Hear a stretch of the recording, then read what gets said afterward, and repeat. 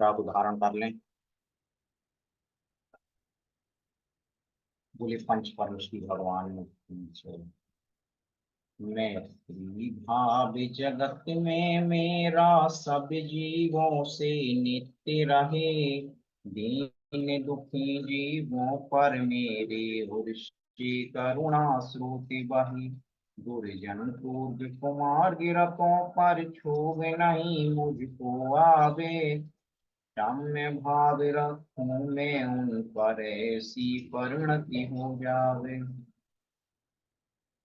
इसी भावना के साथ आज के इस सी ग्रुप के सत्र को आगे गति प्रदान करने के लिए मैं सम्मानीय प्रशिक्षक जोशी जी के लिए आमंत्रित करता हूं कि वह आज के सत्र को गति प्रदान करें। सम्मानित सर रामेश्वर जी, सरोज जी और संजीता जी, आप अपने वीडियो को ऑन कर लें। जी सर, बहुत बहुत धन्यवाद नीरज जी।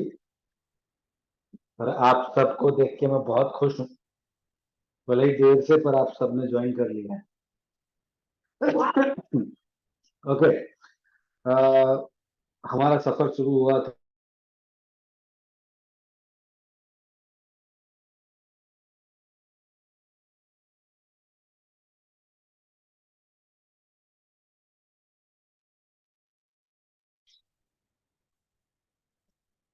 हेलो, सुन पा रहे हैं मुझे?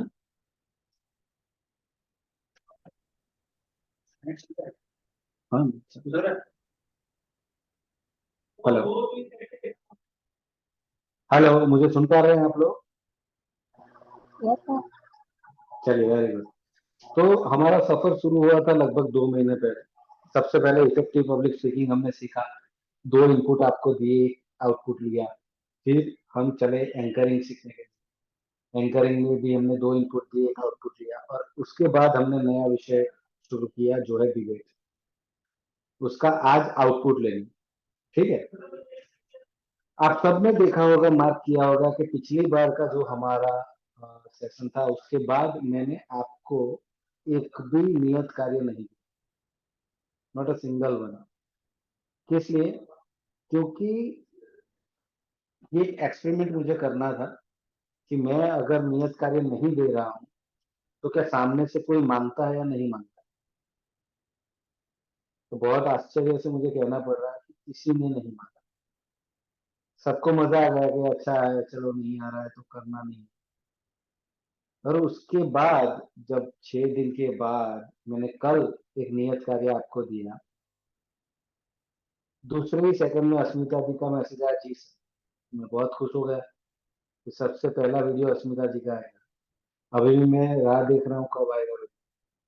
अभी भी मैं राह देख रहा हूँ, शायद आ जाएगा। किसी का वीडियो नहीं है। हमने नियत कार्य करने के लिए वादा किया था ना अपने मुझसे। अब चलिए फटाफट आप अपने सबके जो बहाने आपने सोच के रखे हो या नहीं रखे, नए बनाने हो, बनाना शुरू कीजिए और वो सारे बहाने एक एक करके बताइए। सबसे पहले अस्मिता जी से ही शुरू करेंगे। अस्मिता जी, चलिए, आपका बहाना क्या है?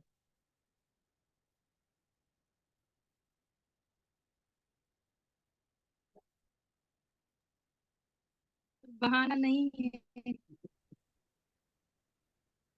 क्या है, बोलिए, कारण बोलिए। सर। मैं मामा के यहाँ पे मुझसे यहाँ बाजू में डेथ हो गई थी, तो फिर अस्मिता जी आपकी आवाज नहीं आ रही, थोड़ी लाउडली बोलिएगा आप।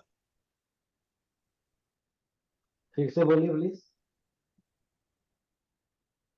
सर मैं घर पे नहीं हूँ, मामा के यहाँ बाजू में डेथ हो गई, घर पे परिवार पे, तो नहीं। अच्छा, चलिए, कोई बात नहीं।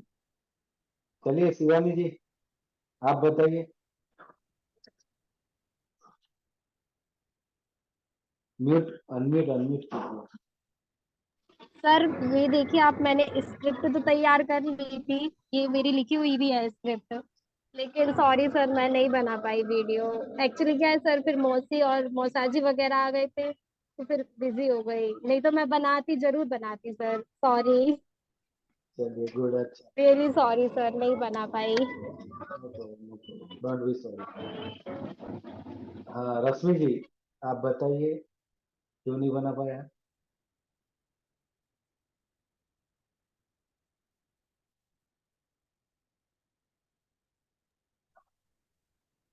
सर हम काम में इतने व्यस्त हैं कि हम बिल्कुल बनाना ही भूल गए। इसलिए स्कूल का वर्क अभी हो रहा है, इसलिए हमने बना ही नहीं है सर, सॉरी सर। चलिए कोई बात नहीं, कोई स्कूल का काम ही हो रहा है सर अभी। कीजिए कीजिए काम कीजिए। दिलीप जी, आप बताइए। दिलीप जी, आपने वीडियो ऑन कर दिया है, आप हैं या नहीं है? हाँ तो बताइए क्यों नहीं भेजा आपने? नियत कार्य आपका म्यूट है, आप म्यूट है, अनम्यूट कीजिए, फिर बोलिए। हाँ अब बोलिए। सर मैं थोड़ी अपनी पढ़ाई में थोड़ा बिजी था, इस वजह से नहीं बना पाया था। पढ़ाई में बिजी थे आप? हाँ तो सर। हम ये क्या कर रहे हैं? College M Ed sir. नहीं नहीं, आप एमएड कर रहे हैं, हम सब मिलके जी ये सर। क्या कर रहे हैं? क्या सर? हम सब मिलके ये जो सेशन कर रहे हैं ना, ये सेमिनार कर रहे हैं, ये क्या जी हो रहा है? सर, तो एंकरिंग ये का भी तो, सेमिनार। हाँ तो ये भी तो पढ़ाई है ना, ये तो सीखना ही है, इसको भी हाँ सर। थोड़ा सीरियसली। सर वो एग्जाम की तैयारी के चक्कर में नहीं कर पा रहे कुछ। चलिए कोई बात नहीं। विवेक जी, विवेक सर, जी विवेक सर, अनम्यूट करें आप। विवेक जी, हाँ नमस्ते सर। नमस्ते, बताइए सर। सर कुछ नहीं, स्वास्थ्य ठीक ठीक नहीं है 3 दिन से। लू लग गई है, तो सर्दी खांसी जुकाम और भी समस्या हो गई तो दवाई ववाई लीजिए और एकदम तंदुरुस्त हो जाएगी। यस। ओके, खुशबू जी आप बताइए। हाँ सर, हमारे सर पेपर चल रहे हैं, इस वजह से हम प्रैक्टिकल पेपर दोनों तो हम कर नहीं पा रहे हैं, ना तो हम इसके पहले का नियत कार्य कर पाए। मीटिंग हम ज्वाइन कर ली थी, कल बोल रहे थे सर, लेकिन जितना भी समय मिलता है तो हम मतलब देख लेते, वीडियो जो आपने ग्रुप में डालते वो देख लेते हैं सर, और लिखी भी है स्क्रिप्ट। चलिए गुड, सॉरी सर, लेकिन वीडियो नहीं बना पाते। कोई बात नहीं, कोई बात नहीं। अभी सबको नहीं पूछते आपने, कहाँ गया? ओके, सबको नहीं पूछते आपने, स्टार्ट करते हैं, ठीक है? पूरा टाइम वेस्ट हो रहा है इसमें। चलिए, मैंने एक वीडियो भेजा था आप सबको, पता है, देखा है? जी सर। क्या सीखा उस वीडियो में से? कमेंट बॉक्स में डालिए, जिसका नाम पहले आएगा वो पहले बोलेगा, जिसका दूसरा आएगा दूसरा बोलेगा। रिपीट रिपीट नहीं करना है, 3 चीजें बोलनी है। रिया राजपूत जी सबसे पहले बोले। रिया जी सादर आमंत्रित हैं आप।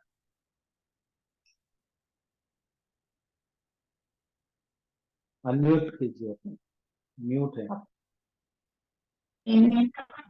नमस्ते सर। नमस्ते। सर इस वीडियो की सिर्फ 3 चीजें हम बता दे रहे, बाकी अदर के लिए छोड़ दे रहे। सर पहले तो जो मैम थी उनने बताया था कि ये डिबेट होता क्या है, विवाद प्रतियोगिता है क्या, और फिर इसका मीनिंग उन्होंने बहुत अच्छे से समझाया था। और फिर दूसरा ये था कि जो भी डिबेट कर रहा है उसे जिस जगह पे डिबेट हो रहा है उसके क्या नियम है, उस कार्यक्रम के, उस प्रतियोगिता के क्या नियम है, उसको भली भांति समझना होगा।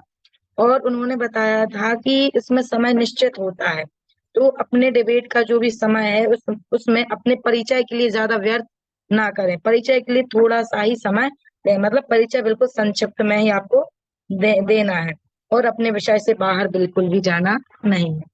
बाकी सब बिल्कुल।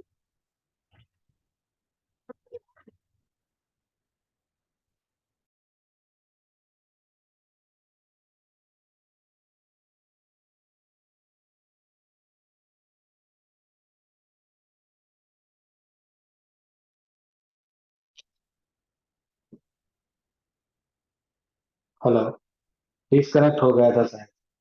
चलिए रिया जी, आपने बोल लिया होगा।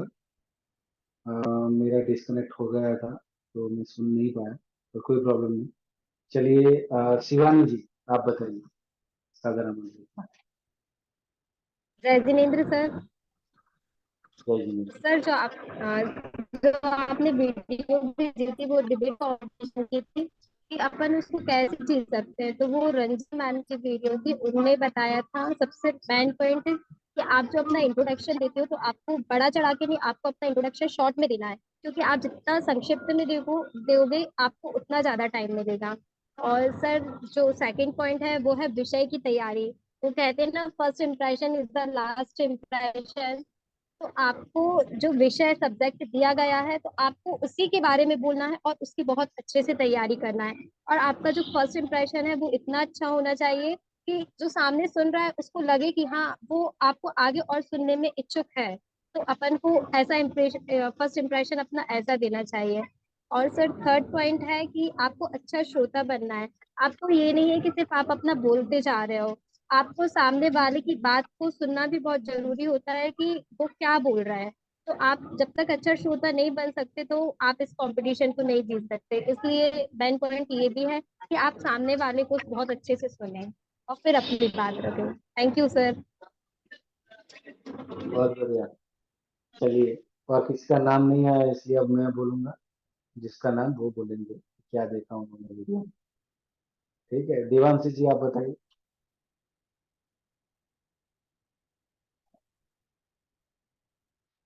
देवांशी जी ने वीडियो बंद कर दिया। रामेश्वर जी आप हैं? यस आप बताइए क्या देखा आपने वीडियो, क्या सीखे? नमस्ते नमस्ते। सर। सबसे पहले तो समय का ध्यान रखना है सर उसमें, और अपने शब्द को ज्यादा बड़ा चढ़ा के नहीं बताना है सर, और जितना शब्द है उतना ही रखना है। तीसरा है, और वाक्यों को सामने वाले को सुनने की इच्छुक होना चाहिए, उतने शब्द बोलना, जो अच्छे शब्द है उन्हीं को बोलना चाहिए।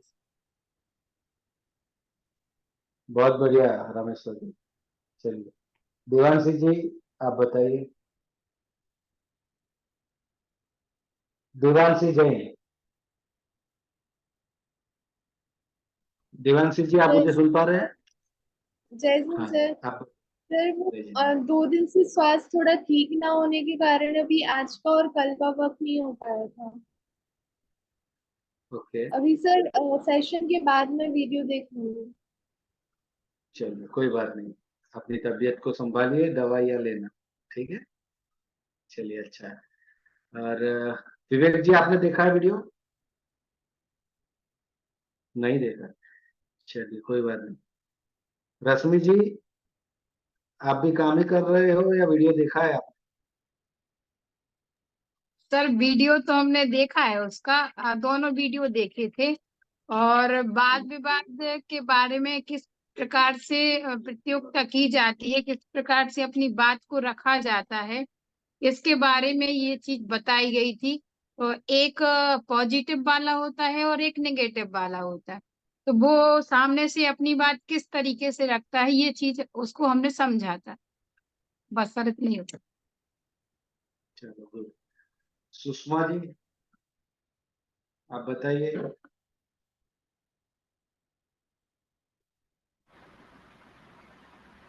सर मैंने वीडियो नहीं देखा क्योंकि मैं अभी वहाँ आई हूँ, जस्ट आधे घंटे चलिए पहले नो ही आई प्रॉब्लम। हूँ सर बाहर से। खुशबू जी आपने देखा है वीडियो? जी सर। सर उसमें था कि वाद विवाद क्या है इसके बारे में पूरी जानकारी दी गई थी। और मतलब हम एक वाद विवाद के लिए नियम क्या होने चाहिए इसके बारे में बताया गया था। और एक अच्छा श्रोता मतलब डिबेट के लिए अगर कंपटीशन जो करते हैं ना, दो जैसे दो लोग कर रहे हैं तो एक दर्शक के हर वो जो करते हैं ना, तो सर श्रोता अच्छा होना चाहिए ताकि वो उनकी बातों को समझ सके जो कंपटीशन कर रहे हैं। और सर इसमें समय का विशेष ध्यान देना चाहिए। समय पर अपनी बात को खत्म कर देना चाहिए ताकि दूसरे को मौका मिले बोलने का सर। बहुत बढ़िया। चलिए, और दिलीप जी आप बता पाएंगे?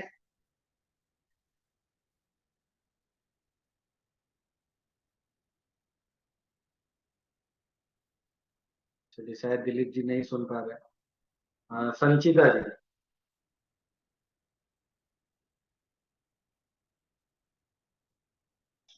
जिनकी वीडियो ऑफ है प्लीज अपने वीडियो ऑन कर लीजिए, तो मुझे पता चले कितने लोग यहाँ पे हैं और कितने लोग ने सिर्फ ऑन किया है। सिर्फ मीटिंग ज्वाइन करने वाले बहुत है। निधि जी आपने देखा है वीडियो?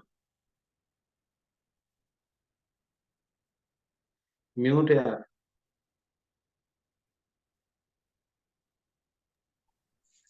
हाँ, अब बोलिए। नहीं देख पाए हम, काम में व्यस्त थे तो नहीं देख पाए।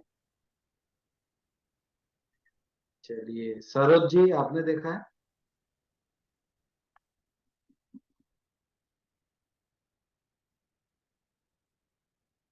सौरभ जी आपने? प्लीज अपने अपने वीडियो तो ऑन कर लीजिए जिससे मुझे फेस तो दिखे।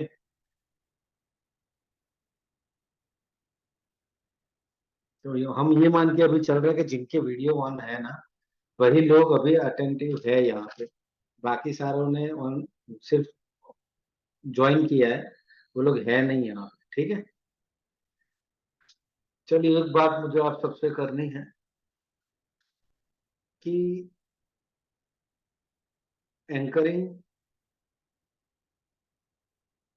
इफेक्टिव पब्लिक स्पीकिंग दोनों आपने बहुत अच्छी तरीके से सीखा। डिबेट भी आपने बहुत अच्छी तरीके से सीखा है। डिबेट भी आप सबको लगभग पता है कि किस तरीके से शुरुआत करनी है, किस तरीके से बोलना है, कौन सी भाषा का इस्तेमाल करना है, क्या नहीं बोलना है, और अच्छे वक्ता बनने के लिए अच्छा श्रोता बनना जरूरी है। ये सारी चीजें अभी आपको पता है। अभी आपके अंदर जो हमें स्टार्ट करवाना है वो सिर्फ यही है कि आपको कोई भी विषय दिया जाए उस विषय पे आप पॉजिटिव या नेगेटिव तुरंत बोलना सीख पाए, तुरंत। ठीक है, तो वो आना चाहिए, क्योंकि हमने इफेक्टिव पब्लिक स्पीकिंग भी किया, हमने एंकरिंग भी किया और अब हमने डिबेट भी किया, तो हमें ये आना चाहिए, वो बहुत जरूरी है। ठीक है, तो ये जो मैंने नियत कार्य दिया था पर आप लोगों ने वीडियो नहीं बनाया, शिवानी जी ने तो पूरा बनाया था पर वीडियो नहीं बना पाए। तो शिवानी जी आपसे विनती करते हैं कि आपने जो स्क्रिप्ट बनाई है ना, वीडियो चलो नहीं बना पाए, आप अभी बोल के सबको सुनाओ कि आपने क्या बनाया है। जी सर। ठीक है, और सब लोग सुन। Religion should be thought in एक मिनट शिवानी जी, आप सब जो सुन रहे हैं ना, आप सब ऐसा मान लीजिए कि शिवानी जी पॉजिटिव साइड बोल रहे हैं तो आपको नेगेटिव साइड बोलना है। तो आप कोई भी सवाल उनको पूछ सकते हो या नेगेटिव आपको पूरा बोलना है तो भी बोल सकते हैं। ठीक है, हम अभी डिबेट कंपटीशन स्टार्ट कर रहे हैं। शिवानी जी बोलिए। Religion shot B thought in school. क्या स्कूल में धार्मिक शिक्षा होनी चाहिए? तो मैं मानती हूँ कि स्कूल में धार्मिक शिक्षा होनी चाहिए, क्योंकि धार्मिक होने के लिए हमें शिक्षा की आवश्यकता है। धार्मिकता से ही हम सीखते हैं, अच्छाई को सीखते हैं, समर्पण को सीखते हैं, सहानुभूति को सीखते हैं। और सबसे मेन होता है, हमें स्कूल में जो संस्कार मिलते हैं वो धार्मिक शिक्षा पर ही आधारित होते हैं। अगर स्कूल में धार्मिक शिक्षा नहीं दी जाएगी तो बच्चे सिर्फ पुस्तक ज्ञान तो अर्जित कर लेंगे, लेकिन वह धार्मिक शिक्षा से वंचित रह जाएंगे। उन्हें उस बात का ध्यान इस बात का ध्यान रखना चाहिए कि हमारे संस्कार कैसे होते हैं। जैसे हमारे स्कूल में, सब स्कूल में सिखाते हैं कि आपको आते टाइम बड़ों के चरण स्पर्श करके आना है, पैर छू के आना है, भगवान जी को प्रणाम करके आना है। और रामचरितमानस, भगवत गीता जैसे भी हम लोग स्कूल में सिखाते हैं कि वो आपको पढ़नी चाहिए। तो अगर हम स्कूल में वो नहीं सिखाएंगे तो क्या हम धार्मिक शिक्षा से, मतलब धार्मिक शिक्षा से हम सीख पाएंगे? क्या हम समझ पाएंगे कि धार्मिक शिक्षा क्या होती है अगर हमको स्कूल में नहीं सिखाया जाएगा? तो मैं मानती हूँ कि धार्मिक शिक्षा हर स्कूल में बहुत जरूरी होती है। सिर्फ बच्चों को पुस्तक का ज्ञान देने से वह ये नहीं होता कि वह इंटेलिजेंट हो जाएंगे। वो इंटेलिजेंट हो जाएंगे, पुस्तक ज्ञान मिल जाएगा, वो उस चीज को रट लेंगे, क्या लेकिन वो बाहर की दुनिया को देख पाएंगे, वो लोगों से घुल मिल पाएंगे? क्या वो, अगर अपन उनको नहीं सिखाएंगे कि बड़ों से कैसे बात करना है, तो उनका एक जो एटीट्यूड रहता है, उनका घमंड रहता है, वो बच्चों का बना रहेगा। तो धार्मिक शिक्षा बहुत जरूरी है। जैसे सर हमारे स्कूल में धार्मिक शिक्षा के बहुत धार्मिक कार्यक्रम होते हैं, होली, दीपावली या नवरात्रि होती है, महावीर जयंती होती है। तो जो जो और छोटे छोटे कार्य धार्मिक शिक्षा धार्मिक कार्यक्रम से संबंधित होते हैं, उनको हम बच्चों को उसकी वीडियो दिखाते हैं, और वो छोटे छोटे रूप में हम उसको कार्यक्रम को आयोजित भी करते हैं, ताकि बच्चे धार्मिक धार्मिकता से जुड़ पाए, और उनको पता चले कि हमारे जीवन में उनका क्या महत्व होता है। और सर हमारे स्कूल में सबसे अच्छी बात ये होती है कि बच्चों के लिए छोटी छोटी स्लिप बनाई गई है। तो उस स्लिप में क्या हम लोग क्या करते हैं कि बच्चों को डेली एक स्लिप देते हैं, उसमें धार्मिकता से संबंधित, और जैसे बड़ों को आपके पैर छू के आना है, आपको घर जाके मम्मी की हेल्प करवानी है, या आपको अपने कमरे की झाड़ू लगानी है, ऐसे बहुत सारे ऐसे अलग अलग पॉइंट लिखे गए हैं। तो वो हम बच्चों को स्लिप देते हैं और उनको बोलते हैं कि आपको एक स्लिप उठाना है, और जिस जो स्लिप में वो जो काम आएगा, वो आपको घर पे जाके करना है। तो सर हमारे स्कूल के बच्चे बहुत इंटरेस्ट भी लेते हैं, और उस काम को बहुत अच्छी तरीके से करते भी हैं। तो उससे क्या होता है सर कि वो धार्मिकता से धीरे धीरे जुड़ते जा रहे हैं। तो ऐसा सर हमारे स्कूल में करते हैं। जी सर। बहुत बढ़िया शिवानी जी, बहुत अच्छा बोले आप। अब आप इतने सारे लोग सुन रहे थे ना, उसमें से कोई भी एक नेगेटिव साइड बोल पाएगा?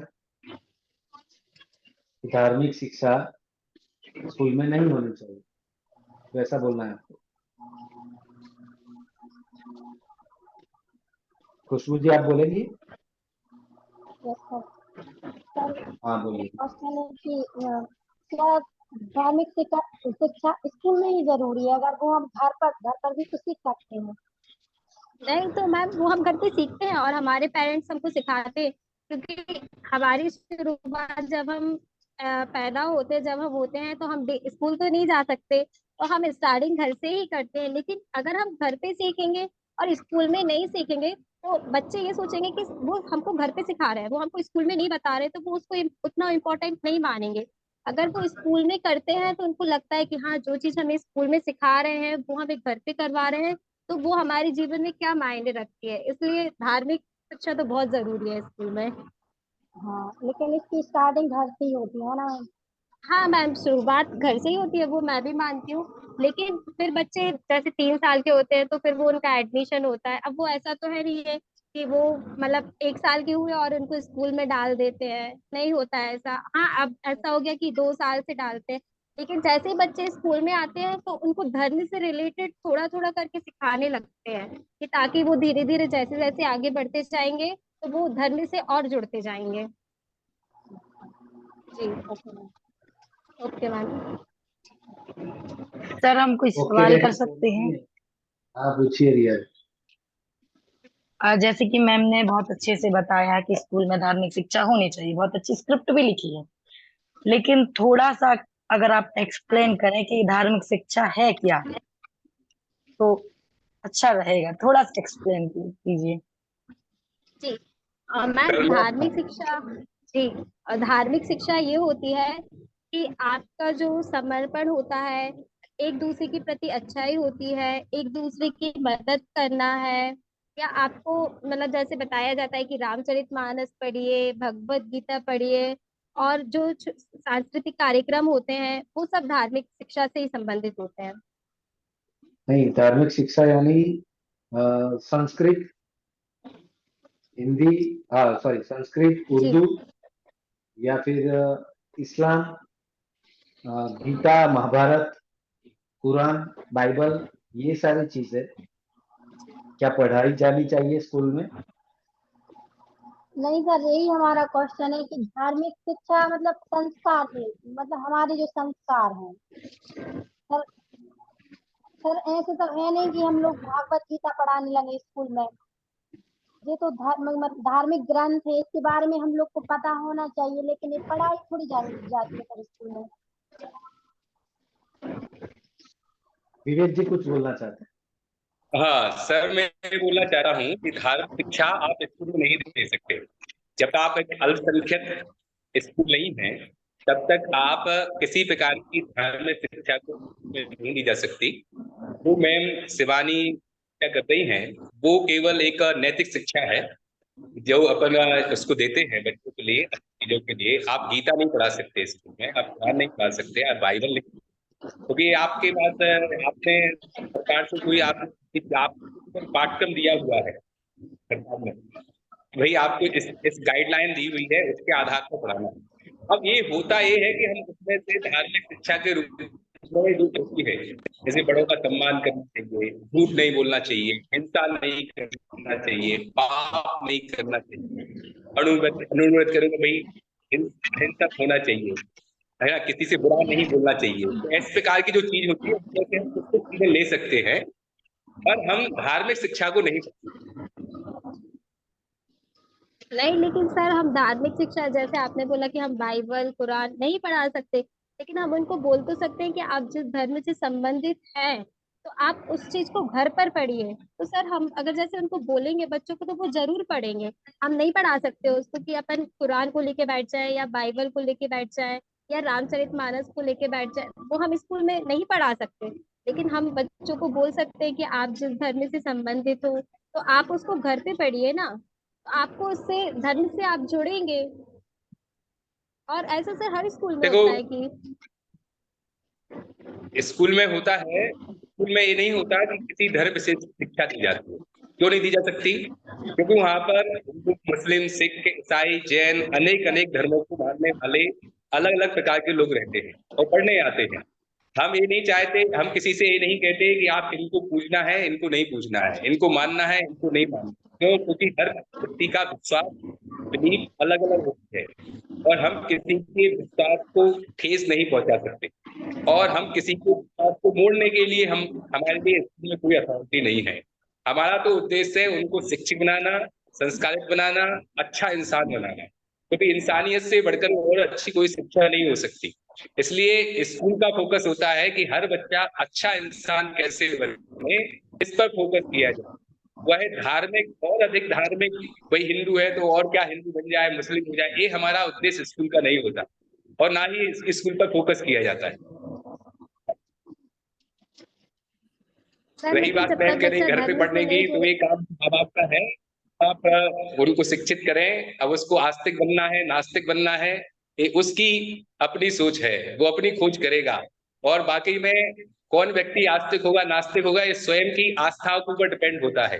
कोई व्यक्ति बाहर से चाहे मंदिर जाता हो पर स्वयं को विश्वास ना हो तो कैसे आस्तिक हो सके? तो ये सब चीजें बहुत क्या होती है, धार्मिक शिक्षा बहुत पर्सनल होती है।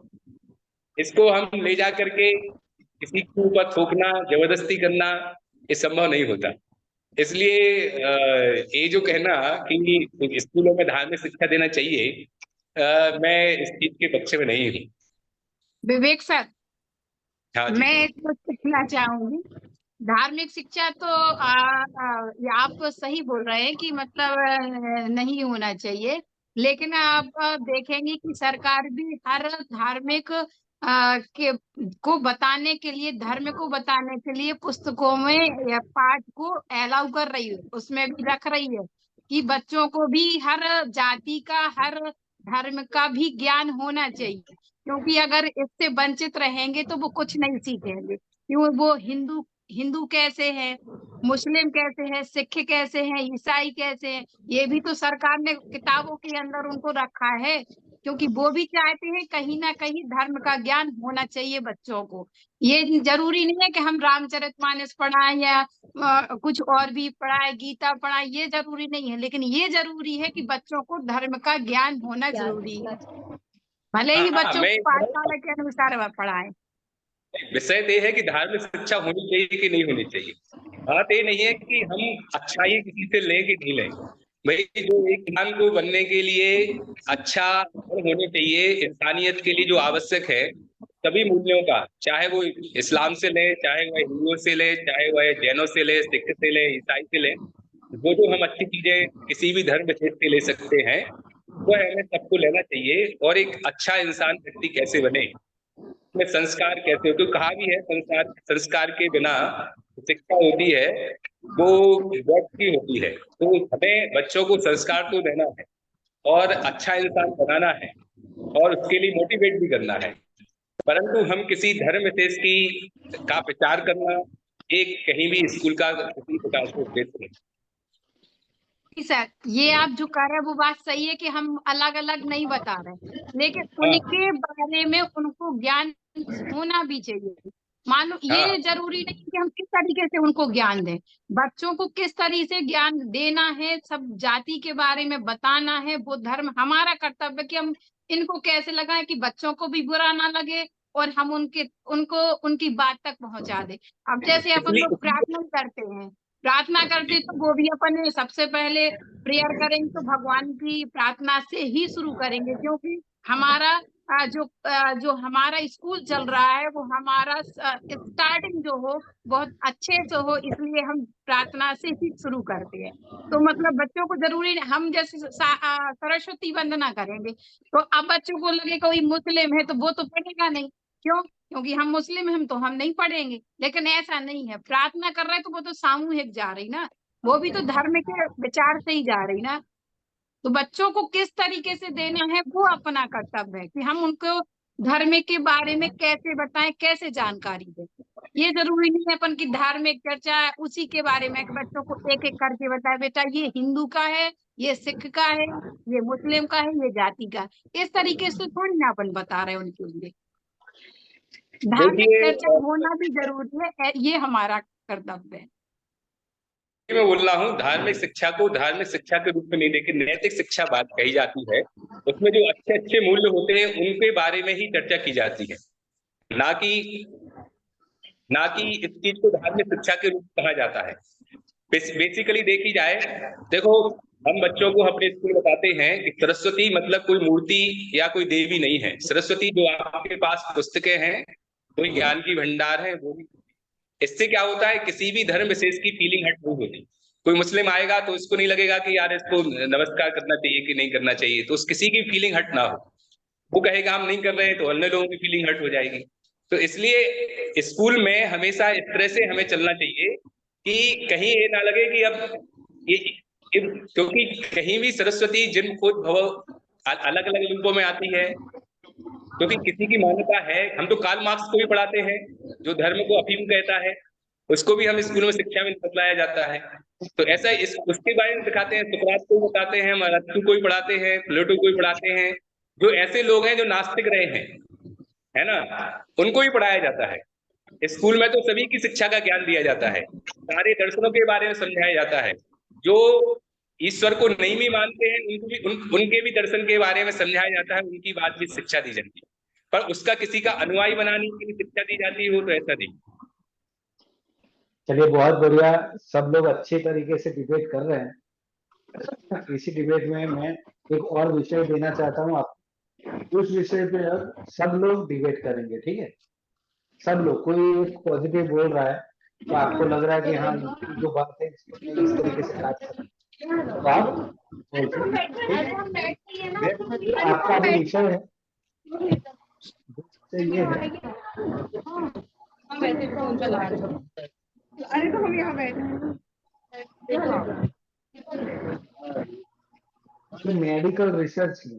मेडिकल रिसर्च जो होता है उसमें जो प्रयोग होते हैं ना वो जानवरों के ऊपर होते हैं, तो क्या वो होना चाहिए या नहीं होना चाहिए? जानवरों के ऊपर मेडिकल रिसर्च के प्रयोग होने चाहिए या नहीं होने चाहिए भी कौन बोलेगा?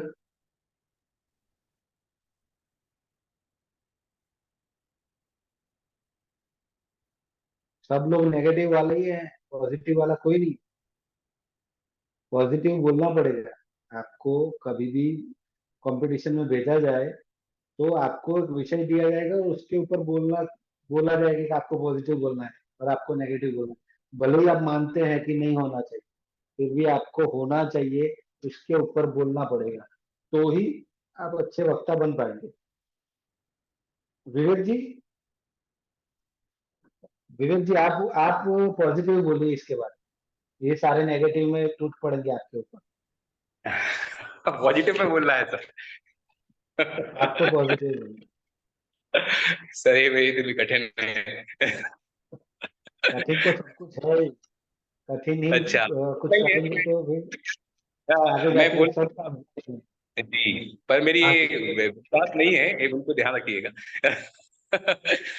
जहां तक कि प्रयोगों की बात है, जानवरों पर जो प्रयोग हुए कारण क्या है उसको हमें समझना होगा। साइंटिफिक रूप से देखा जाए, क्योंकि जब जो भी दवाइयों का प्रयोग होता है यदि मानव पे कर दिया जाए तो उससे कारण से मानव की मृत्यु होती है, और मानव जीवन बहुत बहुमूल्य है। इस कारण से सबसे पहले इस सीधा प्रयोग ना करते हुए सबसे पहले जानवरों के ऊपर प्रयोग किया जाता है ताकि मानव की किसी प्रकार से क्षति ना पहुंचे। इस कारण से इस प्रयोग को मैं मानता हूं कि किया जा सकता लेकिन सर अगर हम जानवरों पे प्रयोग करते हैं तो उससे जानवर भी तो मरते हैं। और मान लीजिए कि जैसे अपन ने गाय पे उसका मेडिकल का प्रयोग किया तो उसका इन्फेक्शन उसमें फैलेगा। गाय से हमें दूध मिलता है तो क्या वो दूध हमारे लिए हानिकारक नहीं होगा? है। इसके लिए गाइडलाइंस होती है मेडिकल के कुछ नियम होते हैं कि किन जानवरों पर प्रयोग किया जाएगा, किन जानवरों पर प्रयोग नहीं किया जाएगा, जिन जानवरों पर प्रयोग किया जाएगा तो किस सीमा तक किया जाएगा। तो ये सारी की सारी गाइडलाइंस होती है, और गाइडलाइंस में उनको भी एक जीव के रूप में देखा जाता है कि उनके ऊपर भी कितना असर हो रहा है। तो इस चीज को सबसे पहले गायों पर तो हमने कभी नहीं देखा कि गायों पर प्रयोग होता हो, सबसे पहले चूहों पर प्रयोग होता है, खरगोशों पर प्रयोग होता है। क्योंकि चूहे की जो शरीर होता है वो हमारे बॉडी से बहुत कुछ मिलता है। मेंढक पे प्रयोग होता है, उसका जो हार्ट है वो हमारे बॉडी से बहुत कुछ मिलता है, मेल खाते हैं। तो ऐसे जो जानवर हैं जो हमारे मनुष्य की बॉडी से जिनका बहुत ज्यादा मेल है, उन जानवरों पे पहले प्रयोग किया जाता है। गाय भैंस आदि पर प्रयोग करने की कोई कभी भी हमने ऐसा नहीं देखा गया। जी सर। जी नहीं बोलना है, उनकी बात को काटना है किस तरीके से। सर उसके बारे में मुझे ज्यादा नॉलेज नहीं है। पता नहीं चलना चाहिए सामने वाले को नॉलेज है या नहीं। आपको तो करना क्या है, जब झगड़ा होता है घर में तो आपको किसी बात का नॉलेज हो या ना हो, सामने वाला जो है उसकी बात को जुटलाना है। चलिए और कौन बोलेगा?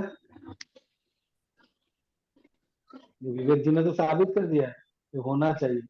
आप लोग बोलिए क्यों नहीं होना चाहिए?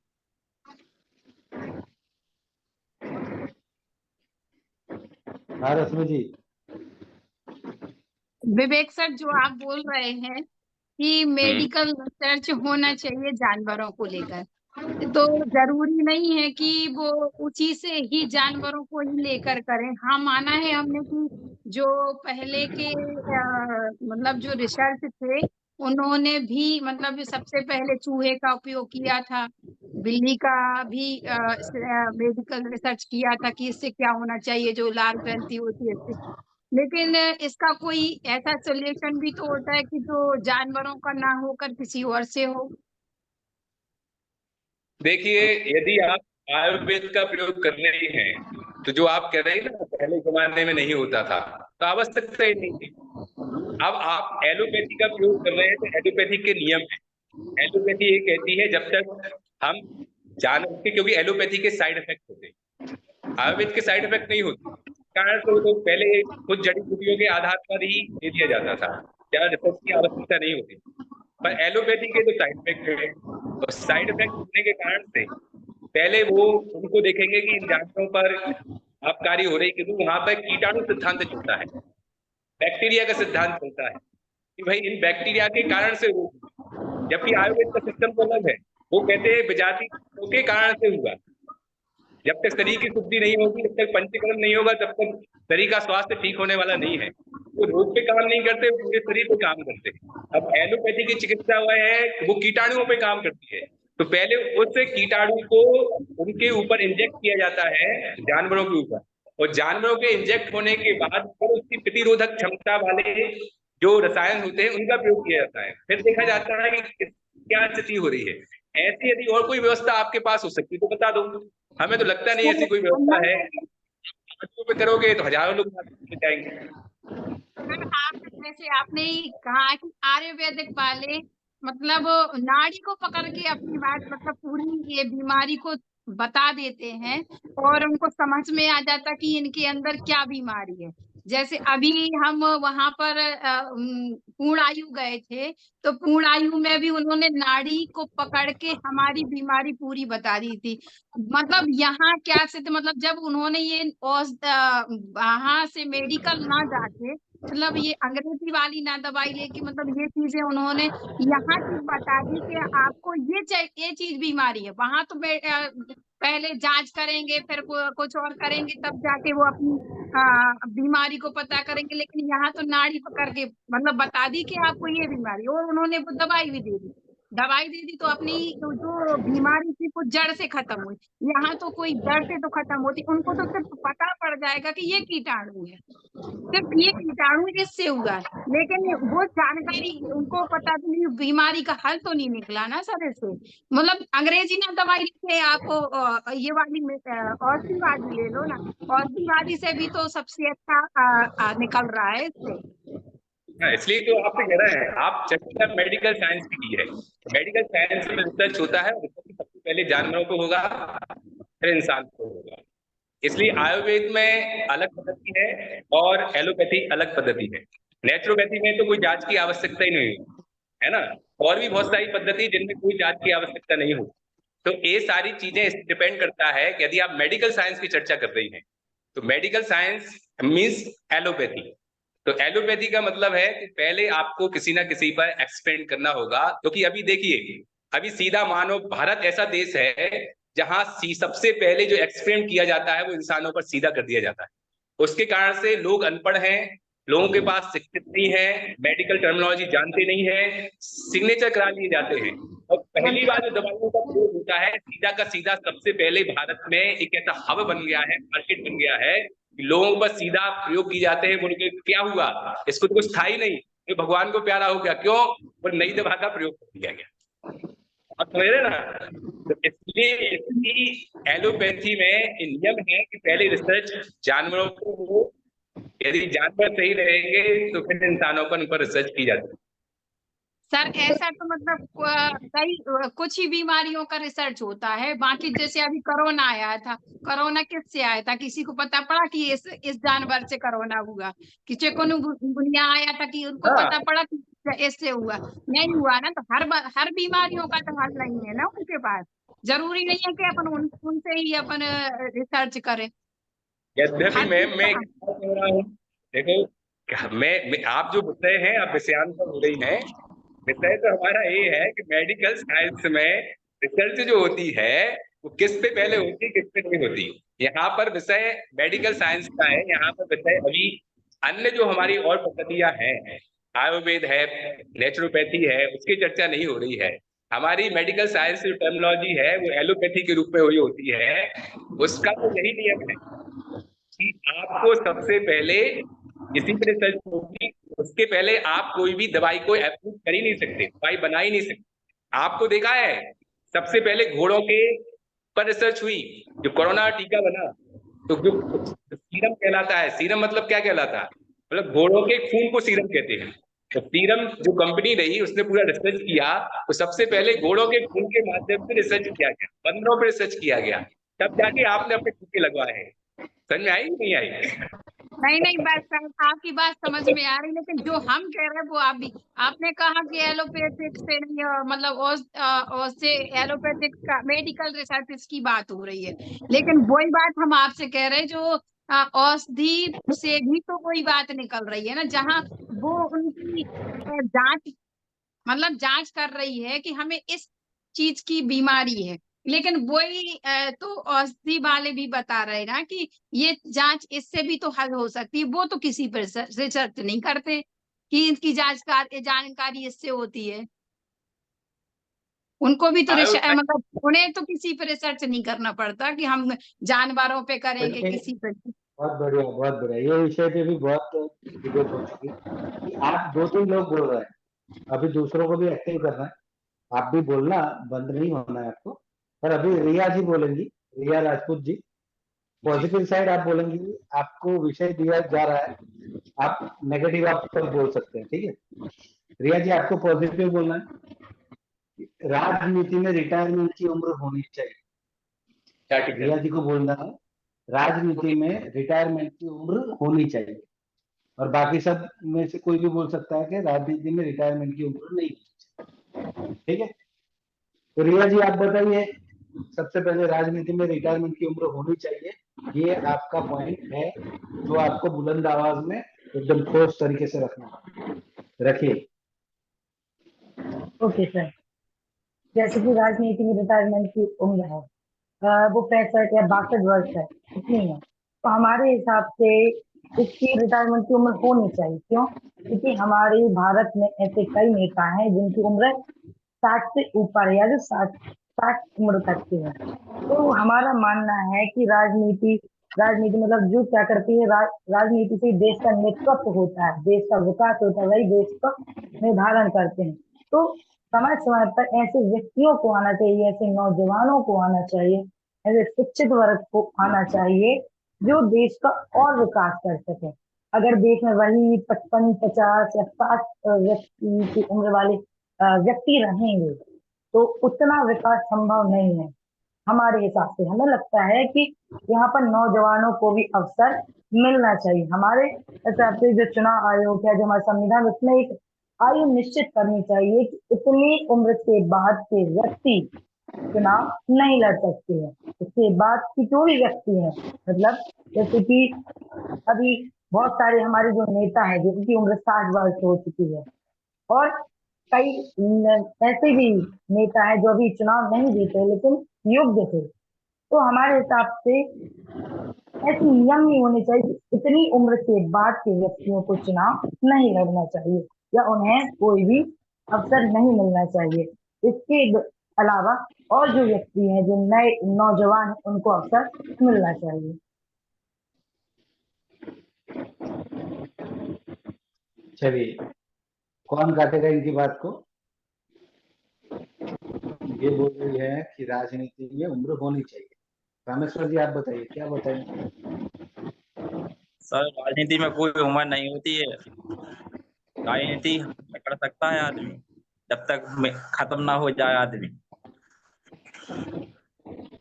वो तो होता नहीं है, पर राजनीति रिया जी बोल रही कि होनी चाहिए, तो आपको ये बोलना कि नहीं होनी चाहिए, क्यों नहीं होनी चाहिए वो भी आप बताएं। है वो तो सबको पता है कि कोई उम्र की सीमा है ही नहीं। वो ठीक है, वो किस तरीके से ठीक है वो आपको बता। जी सर।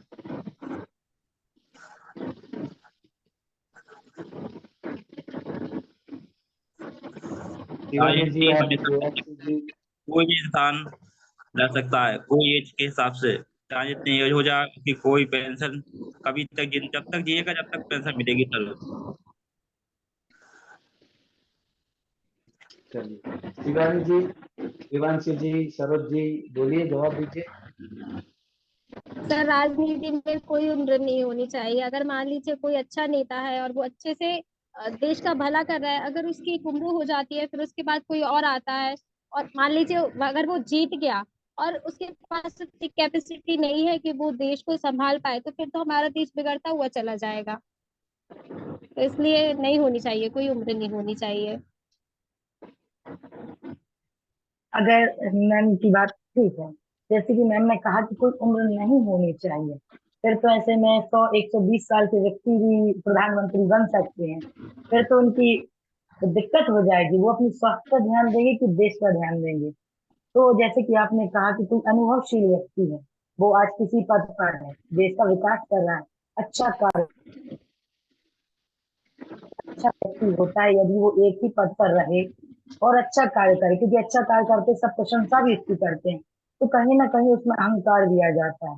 और कहने की बात यह है कि समस्याएं सदा एक जैसी नहीं होती, देश में कई प्रकार की समस्याएं आती हैं।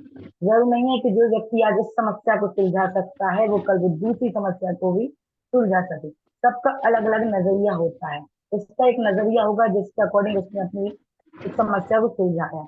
तो समय के साथ साथ परिवर्तन होना आवश्यक है। हाँ, ये लीडर अच्छा है, दूसरा लीडर आ सकता है, उसमें थोड़ी समस्या हो सकती है, लेकिन उसका पॉइंट ऑफ व्यू भी समझना जरूरी है, क्योंकि कोई शांत होता है, कोई उग्र होता है। ठीक है, तो अगर हम उसी चीज को पकड़े रहे, उसी नेता को पकड़े रहे कि यही नेता सही है, यही देश का विकास कर सकता है, ये सदा रहेगा, तो ये बिल्कुल भी उचित नहीं है, क्योंकि परिवर्तन सृष्टि का नियम है और समस्याएं परिवर्तित होकर ही आती हैं और सबकी सोच के अकॉर्डिंग नहीं चल सकता है। तो हर समस्या के लिए, विकास के लिए एक नए सोच की, एक नौजवान सोच की आवश्यकता पड़ती है। जैसे मैम आपने बोला कि अगर जैसे उसको कोई समस्या आती है या उसको कोई बीमारी होती है, तो वो तो खुद अपने पद से इस्तीफा दे सकते हैं ना, तो उसके लिए उम्र का तो कोई मायने नहीं रखता है, वो खुद अपने पद से इस्तीफा दे देंगे। अगर जैसे उनको लगता है कि वो नहीं संभाल पाएंगे या उनसे नहीं हो रहा है, तो वो खुद भी दे सकते हैं, तो उसमें तो उम्र का कुछ नहीं होता है। आपने कहा कि जैसे उन्हें कुछ बीमारी हो गई या वो कार्य नहीं कर पा रहे तो इस्तीफा दे। देखिए, पहली बात तो हम कोई छोटी नौकरी की बात नहीं कर रहे हैं कि उनका स्वास्थ्य खराब है तो आज वो नहीं आएंगे या वो अब नहीं कर सकते। ये बात देश के विकास की है, राष्ट्रीय विकास की है। यहाँ बुखार आने पर या मलेरिया होने पर हम उन्हें मेडिकल नहीं लगा सकते कि आप यहाँ से हट जाइए, नहीं। बाई चांस अगर हमारे देश की बॉर्डर पे कोई दूसरा आक्रमण करने खड़ा है कोई देश और हमारे प्रधानमंत्री को कुछ हो गया, तो क्या वो इस्तीफा देके चला जाएगा? फिर हमारे देश की स्थिति क्या होगी? तो समय समय पर ऐसे व्यक्ति को होना चाहिए जो ऐसी हर समस्या को सुलझा सके, क्योंकि राष्ट्र विकास में ऐसी छोटी छोटी समस्याएं कोई मायने नहीं रख सकती हैं। नहीं मैम, मैं छोटी समस्याओं की बात नहीं कर रही हूँ। अगर जैसे कोई अच्छा नेता होगा तो वो खुद ऐसी छोटी छोटी समस्याओं को वो खुद वो करेगा कि मुझे लड़ना है इन बीमारियों से। लेकिन बाई चांस मान लीजिए किसी को अगर कुछ हो जाता है, तो इस सिचुएशन में वो इस्तीफा दे सकता है। अब ऐसा नहीं है कि मलेरिया हो जाएगा, अगर मान लीजिए वो देश के विकास के लिए लड़ रहा है, तो फिर वो कभी इस्तीफा नहीं देगा। उसको पहले खुद का नहीं देखेगा, वो पहले देश के बारे में सोचेगा कि मुझे देश को किस तरीके से आगे बढ़ाना है। ऐसे अगर कोई अच्छा नेता होता है तो वो ऐसी छोटी बीमारियों में इस्तीफा नहीं देगा, वो तो आपने फिर सही देश के कहा। लिए ही सोचेगा ना। जी जी जी बिल्कुल, आपने सही कहा, अच्छी बात है आपकी। वो एक एक एग्जाम्पल था मलेरिया का। तो जैसे कि आपने कहा कि नहीं, वो कर सकता है, देश के विकास में अपना योगदान दे रहा है, वो कर भी रहा है, लेकिन कहने का सिर्फ यही मीनिंग है कि वो किस नजरिए से उसको देख रहा है। अगर 60-70 साल का व्यक्ति, उसके सामने कोई समस्या आ गई है, अगर वो उसे शांतिपूर्वक तरीके से देख रहा है, उसका पॉइंट ऑफ व्यू उसको सिर्फ शांति पहुंचाना ही है कि ये बात से दब जाए, ठीक है, तो क्या ये चल सकता है? हमें देश के हित में कभी उग्र भी होना पड़ता है, कभी शांत भी होना पड़ता है, कुछ एक्शन भी लेने पड़ते हैं। तो जरूरी नहीं है, ये सोच पर भी डिपेंड करता है कि हमें क्या करना है। तो कहने का मतलब है, ये नहीं कह रहा कि उम्र बढ़ जाती है तो व्यक्ति अयोग्य हो जाता है, नहीं। उम्र बढ़ने से व्यक्ति पर अनुभव आता है, वो योग्य होता है, लेकिन हमारे कहने का तात्पर्य है कि हर चीज की समय सीमा होनी चाहिए। जैसे कि उनकी उम्र 60 है या 65 है, इतना ही हो, हर व्यक्ति को मौका मिले। ऐसा नहीं है कि यदि ये व्यक्ति अच्छा है तो यही चलता रहे। अगर ऐसा चलता रहता है तो ये तो मानव स्वभाव है। अगर वो 10-15 साल यदि इसी कुर्सी पर रहता है तो फिर तानाशाही आ ही जाती है। यदि ये रहे कि इसको परिवर्तित होना है, ये परिवर्तित हो सकता है, तो नए चेहरे भी, नए उम्मीदवार भी अपनी तैयारी करेंगे और वो समझेंगे कि देखो कितनी अच्छे से ये व्यक्ति कार्य करता था, लेकिन इसकी इस गलती से या कुछ कारण से जनता ने इसको इसके पद से अभी मुक्त कर दिया है। तो कहने का मतलब एक उम्र होनी चाहिए, क्यों? क्योंकि देश में कई ऐसी प्रतिभाएं हैं जिनको मौका मिलना चाहिए, जो देश का और अच्छे से विकास कर सकती हैं। आज अगर इतना विकास हुआ, यदि आज 4 मंजिल की बिल्डिंग बनी है, तो जरूरी ये नहीं है कि आगे जो आएगा वो कुछ नहीं कर पाएगा। सोचो, अगर वो नया व्यक्ति आया, वो 10 मंजिल बिल्डिंग बना सकता है। तो प्रतिभाओं का ही है, कहने का अर्थ है कि जो अच्छा है वो तो अच्छा है, लेकिन मौका सबको मिलना चाहिए। ये लेकिन मैडम अगर मौका सबको मतलब नए जब लोगों को मिलेगा, तो जो एक्सपीरियंस लोग हैं उन लोगों का एक्सपीरियंस कहाँ जाएगा? उनका एक्सपीरियंस भी तो काम करता है ना। राजनीति में तो एक्सपीरियंस ही सबसे ज्यादा मैन होता है। अगर एक्सपीरियंस नहीं होगा, आप नए लोग खड़ा कर देंगे तो वो क्या काम करेंगी, उनको नॉलेज ही नहीं होगा उतना ज्यादा। और जैसे मैम ने मौके की बात बोली है, तो मौका तो मिलता है, सबको मिलता है मौका जब चुनाव होते हैं तो। हाँ मैम, और ऐसे चुनाव होते जाते हैं, जैसे कोई तो नेता मौका का सबको योग मिल जाता है। अच्छी थी, लेकिन पहले किसका जवाब दें। जैसे कि मैम ने कहा है कि एक्सपीरियंस की बात होती है। हाँ, अब मोदी जी को ही देख लीजिए। मोदी जी जब पहली बार प्रधानमंत्री बने थे, उनके पास नॉलेज था। सपोज सोचिए आप कि मोदी जी 54 साल के या 52 साल के व्यक्ति नहीं, कोई 24 साल का लड़का हो, इतना सोचिए, उसके पास उतना अनुभव नहीं है, वो कार्य कर रहा है। तो जब वो कार्य करता है तो हाँ, कोई बोल रहा है। मैम ये क्वेश्चन कि 24 साल के मतलब प्रधानमंत्री की आयु तो 40 वर्ष से ऊपर रही थी, तो वो इतनी कम उम्र में रुकिए रुकिए, कंटिन्यू करने दीजिए। बात से प्रधानमंत्री की नहीं, बात किसी भी पद की हो सकती। तब आप तो पार्षद का भी ले लीजिए, पार्षद भी तो हो सकता है। 25-26 साल का कोई व्यक्ति कर सकता, चुनाव लड़ रहा है, हो सकता है। लेकिन ये तो नहीं है कि वो सिर्फ अपनी सहमति से ही कार्य करता है, क्या उसके मन में जो निर्णय आता है वही लेता है। नहीं, जब वो कार्य करता है तो उसकी जो सभा होती है उसमें कई अनुभव वाले व्यक्ति भी होते हैं। मेरा कहने का अर्थ ये नहीं है कि आयु में परिवर्तन करने से या रिटायरमेंट होने से उन व्यक्ति को अलग कर दिया जाए, नहीं, उनके अनुभव को हम कार्य में ले सकते हैं। आप जैसे कि रामायण का ही उदाहरण लीजिए। हनुमान जब माता सीता की खोज करने जा रहे थे, सभी जो वानर थे वो यंग थे, लेकिन उनमें एक सीनियर कौन थे, जामवंत जी थे। तो क्या राम जी ने जब हनुमान जी के साथ जामवंत जी को भेजा था, तो क्या उन्होंने ये कह दिया था कि आप बैठ जाइए, यंग यंग लड़के जाएंगे? नहीं, उन्होंने भेजा था जामवंत जी को, क्योंकि उन्हें पता था यंग व्यक्तियों में ताकत है, उनके पास कुछ करने की शक्ति है, लेकिन अनुभव ज्ञान उन्हें उन्हीं से मिलेगा। तो जो आपने हमने बताया कि जो मौका मिलेगा, नए लोग आएंगे, तो जो नए लोग आएंगे उनके साथ जो पुराने लोग भी हैं, जो रिटायर हो चुके हैं, वह उनका मार्गदर्शन करने के लिए होते हैं और होने भी चाहिए। लेकिन मैडम उनमें यूगो यूगो भी तो रहता है कि नहीं, अब हमें अलग कर दिया गया तो हम क्यों इनका सपोर्ट करें, ये भी तो होता है ना। नहीं नहीं, अगर वो व्यक्ति, जैसे कि पहले शिवाजी जी ने कहा था कि वो देश के लिए समर्पित है, अगर देश के लिए समर्पित है, हमें देश के लिए सोचना है, हमें ये नहीं सोचना कि इस गद्दी पे हम बैठे, इस गद्दी पे वो बैठा है। ये देखना है कि हम जिसके लिए कार्य कर रहे हैं वो हमारी भारत माँ है। अगर हम यह सोचकर कार्य करेंगे तो ईगो क्या कुछ भी उसके मन में नहीं आने वाला। और बड़ों का तो यही होता है, बड़े अपने छोटों का मार्गदर्शन करते ही हैं। मैम जैसे जो नेता बने हैं, अगर वो योग्य नहीं है, मतलब उस राजनीति योग्य, तो वो तो जनता खुद करती है ना, कि मतलब उसे पद से मतलब जनता खुद करती है अलग, उसे खुद इस्तीफा देने की क्या जरूरत है। देखिए, कई परिस्थितियां होती हैं कि जैसे कि कोई, ये हम नहीं कह सकते कि हर जवान लड़का या हर जवान कोई भी व्यक्ति, महिला हो या पुरुष हो, कि वो अयोग्य है या योग्य है। वो तो उसके कार्य से ही निश्चित होता है, कार्य से ही पता चलता है कि वो योग्य है क्या अयोग्य। अगर वो ईमानदार है या उसे कुछ हो गया, कुछ भी परिस्थिति आ गई और उसे लगता है कि वह इस पद पे कार्य नहीं कर सकता, वो इस्तीफा दे सकता है। लेकिन अगर अयोग्य हो, जनता को लगता है कि अयोग्य है, तो वो, और उसके जो मंत्रिमंडल या उसकी जो सभा है, जो भी अपोजिट पार्टी है, अगर उसको लगता है कि ये अयोग्य है तो उसे निकाला भी जा सकता है। चुनाव का अर्थ ये नहीं कि आप अयोग्य हैं तो आप 5 साल के लिए किसी पर हुक्म चलाने के लिए बैठ गए हैं। जी मैम, अगर वो अयोग्य है तो उसको निकाला जा सकता है, लेकिन अगर वो योग्य है तो उसके लिए उम्र की क्या जरूरत है।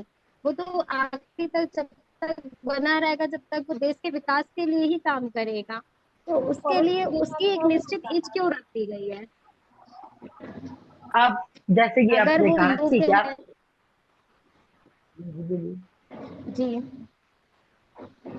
बात, आवाज कट गई थी आपकी, थोड़ा आप उसे डिवाइड करें।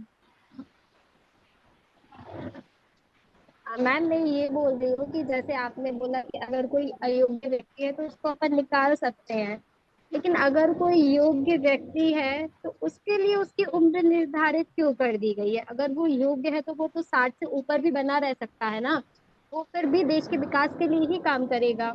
हाँ सही बात है, लेकिन क्या सिर्फ वही ये योग्य है? क्या अदर जो व्यक्ति हैं, जो अदर नौजवान हैं, क्या वो योग्य नहीं? उनमें उनसे ज्यादा नॉलेज होगा, कैपेसिटी होगी, कुछ करने की उत्सुकता होगी, जिज्ञासा होगी। तो अगर एक व्यक्ति सही है तो क्या हम सदा उसको ही लेकर चलेंगे? नहीं, ये नहीं होता है ना। तो अब आपको थोड़ा एक छोटा सा एग्जांपल देते हैं। घर की बागडोर सास के हाथ में होती है। जिसके घर में तिजोरी है उसकी चाबी उसी सास के पास होती है, लेकिन जब बहू आती है वो तिजोरी उसकी चाबी उसको दी जाती है। सास तो योग्य थी ना, इतने साल उसने संभाला पूरे घर, तो फिर तिजोरी की चाबी उसको क्यों दी गई? कहने का अर्थ है आप योग्य हैं, अच्छी बात है, बहुत अच्छी बात, हर व्यक्ति योग्य है। लेकिन अगर एक को योग्य मानकर हम दूसरे की प्रतिभाओं को नकार दें, उसे मौका ना दें, ये तो गलत है ना। लेकिन मैडम जैसे राष्ट्रपति और प्रधानमंत्री के जो पद होते हैं वो तो मतलब अपन कम एज के लोगों को नहीं दे सकते ना, उसके लिए तो एक्सपीरियंस इंसानी जरूरी होता है देश के विकास के लिए। हाँ आपने सही कहा है कि एक्सपीरियंस इंसान ही सही होता है, लेकिन जो अब हमने उम्र बोली है, उम्र जैसे कि मोदी जी अभी 3 बार, अभी अभी उनकी हुई तीसरी बार ही वो यहाँ पर बने हुए हैं। पहले भी कुछ प्रधानमंत्री जी लोग थे जो 2 बार बने थे। तो कहने का अर्थ है कि नयापन आए, ये नहीं कि एक व्यक्ति ही वहीं रहे। और रही बात है कि एक्सपीरियंस की, तो हमारे हिसाब से जो भी व्यक्ति हैं उन सबको मौका मिल रहा है। अब उम्र का अर्थ ये भी नहीं है कि हम सिर्फ 24 या 34 ही रखें। कहने का अर्थ है कि एक निश्चित है कि 60 इतने मतलब 65 या 60 रख दो, इतनी ही उम्र के लोग होंगे, तो क्या उनके पास अनुभव नहीं होगा? वो भी तो अनुभव होंगे। जैसे कि अमित शाह जी हैं, वो तो अभी 55 या 56 साल की समथिंग इतने ही है, ये वो तो तो अभी मैडम 60 जैसे के आप नीचे। आप कह रहे हो रिटायरमेंट होना चाहिए, तो मोदी जी जी, तो 70+ हो रहे हैं, तो उनका रिटायरमेंट हो जाना चाहिए था ये उनका नियम मतलब। होने चाहिए थे, ये नियम होने चाहिए थे। कितनी एज होनी चाहिए अगर आपकी? 65 ही बोल रहे हो ना, अब तो 70+ हो रहे हाँ, हैं मोदी जी। हाँ ये हमारे देखे, अभी ये हमारा टॉपिक था कि ये उम्र होनी चाहिए। अभी तो ये संविधान में नियम है कि ये बन सकते हैं, ये अभी अपना चल रहा है, ये अपना थोड़ा टॉपिक से बाहर हो गए। हाँ लेकिन ऐसा होना चाहिए।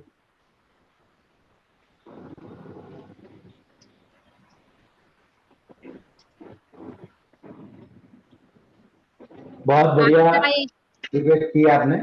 अब एक नया विषय देने जा रहा हूँ, जिसको अभी पॉजिटिव के बारे में कौन बोलना चाहेगा, हाथ ऊपर कीजिए।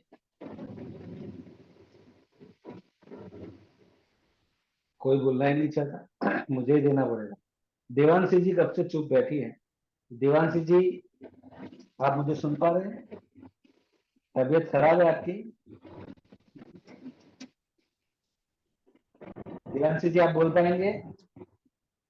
तो आपको मैं सब्जेक्ट दे रहा हूँ कि स्कूल के बच्चों का यूनिफॉर्म होना जरूरी है।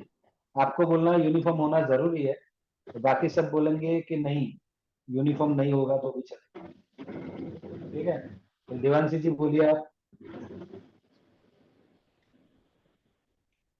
आपको बोलना जरूरी है, और क्यों जरूरी है उसका कारण भी बोलना है।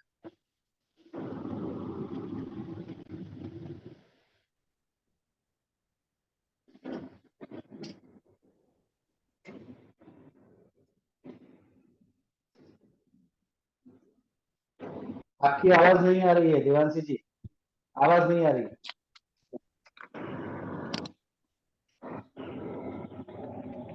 सर अब आ रही है? यस, हेलो आ रही है। सर। हाँ अब आ रही है अच्छा आवाज। सर।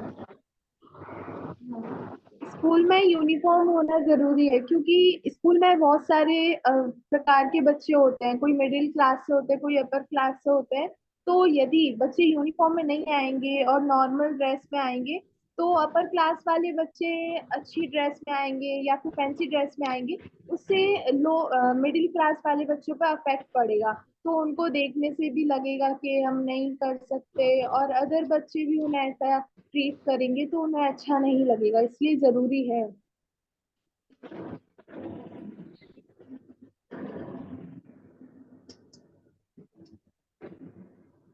लेकिन चलिए कई इनकी पेरेंट्स बात तो ये को भी अच्छा बोलते हैं ना, लगा। हमारे पास यूनिफॉर्म खरीदने के लिए ही पैसे नहीं है, तो वो यूनिफॉर्म में भी नहीं आया, मतलब स्कूल यूनिफॉर्म में भी नहीं आते हैं, तो उनके लिए क्या करना चाहिए? उनके लिए हमारे पास में बहुत से रीजन है। जैसे बच्चों को अपन ऐसा बता सकते हैं कि बच्चों को अदर जगह वो जो पैसे वेस्ट कर पैसे अपने लगाते हैं, उसकी जगह यदि यूनिफॉर्म में लगाएं, तो जैसे यदि हम उन्हें समझा सकते हैं कि स्कूल, यदि वो रोज स्कूल आएंगे और अलग अलग कपड़े पहन के आएंगे, तो उसमें उनके कितने प्रकार के कपड़े पहनेंगे, और उसके बदले में यदि वो एक ड्रेस यूनिफॉर्म यदि वो ले लें, तो वो तो उनकी कब पूरे साल काम आती है। तो इस प्रकार से यदि हम उन्हें समझाएंगे तो वे समझेंगे, और ऐसा इम्पॉसिबल नहीं है कि वे पहनकर ना आए, ये पॉसिबल है। यदि हम समझाना चाहें तो वो पहनकर आएंगे। इसमें लेकिन पेरेंट्स ये कहते हैं ना कि जैसे स्कूल यूनिफॉर्म है तो वो वहाँ अदर्स जगह नहीं पहन सकते हैं, अदरवाइज और भी जो ड्रेस लेंगे वो कहीं भी यूज कर सकते हैं पेरेंट्स, किसी भी पार्टीज वगैरह में या बाहर कहीं भी। लेकिन कई बार होता है स्कूल ड्रेस तो कहीं भी नहीं यूज कर सकते स्कूल के अलावा।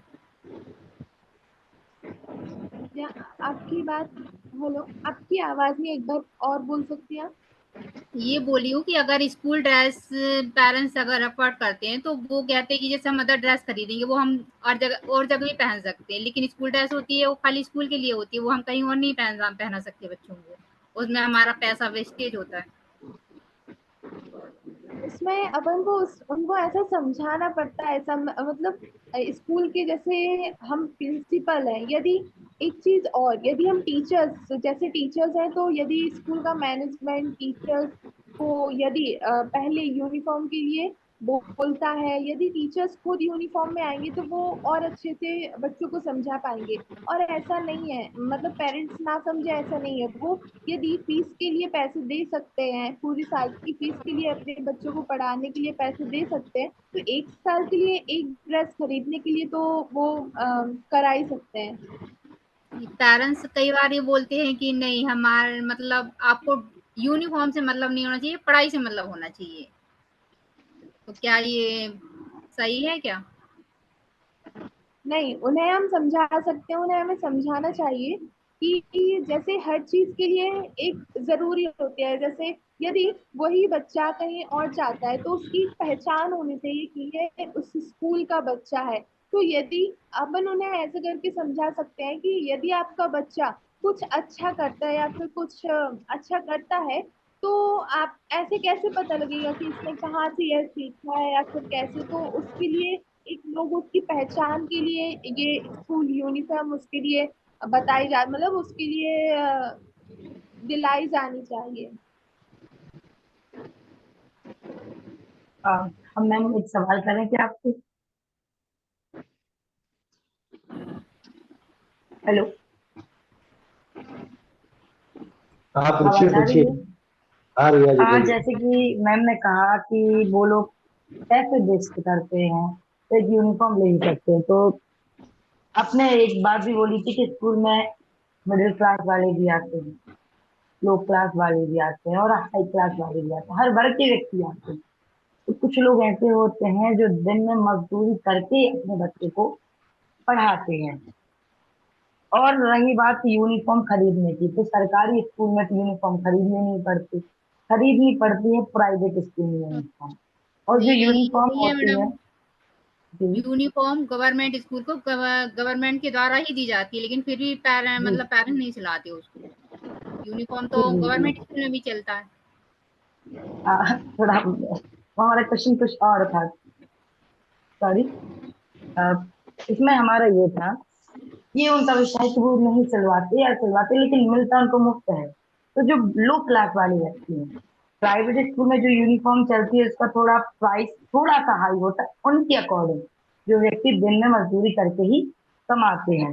और प्राइवेट स्कूल में एक नहीं 2 यूनिफॉर्म चलती है, कहीं कहीं तो 3 यूनिफॉर्म भी चलती है, और स्कूल वाले ही कहते हैं कि आपको यूनिफॉर्म लेनी है।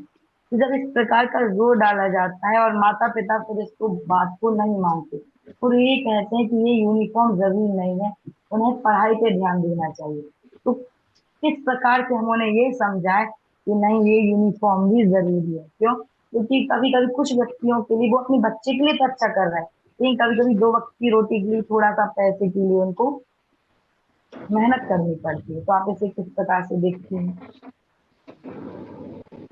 एक बात आती है, जैसा आपने बताया, तो एक बात हमें खुद को सोचनी चाहिए। आपको मैं बताना चाहती हूँ कि जैसे यदि मैंने बताया था अभी कि लो क्लास मिडिल क्लास के भी बच्चे पढ़ते हैं, अपर क्लास के भी पढ़ते हैं, लेकिन यदि वो पेरेंट्स उसे प्राइवेट स्कूल में पढ़ा सकते, उसकी फीस उसे पे करा सकते हैं, गवर्नमेंट स्कूल में नहीं पढ़ाना चाहते, मतलब उनके पास मतलब वो इतना कर रखते हैं कि वो पढ़ा सके, तो एक ड्रेस या एक ड्रेस लेने में क्या वो है, वो अब उन्हें दिला सकते हैं, उन्हें कराना चाहिए। और इस तरह से हम समझा सकते हैं कि आप जैसे एक चीज और है, जैसे हम मैंने अभी बताया था, आपको फिर से रिपीट कर रही हूँ कि हम उसे साल में 4 कपड़े दिलाते हैं, 5 कपड़े दिलाते हैं, 6 कपड़े दिलाते हैं।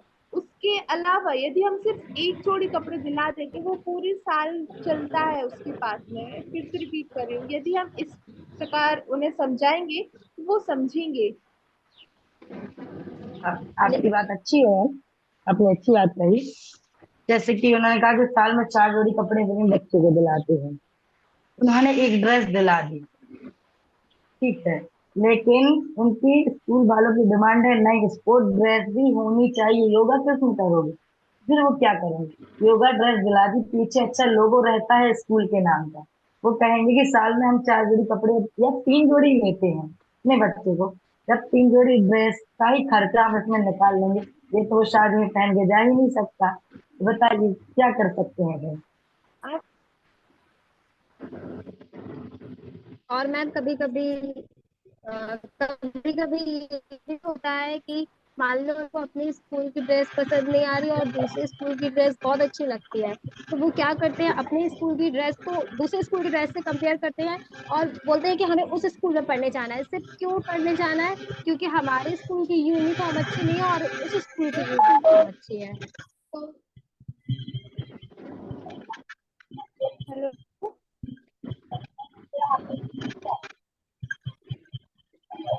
हाँ बोलिए बोलिए दिवांशी।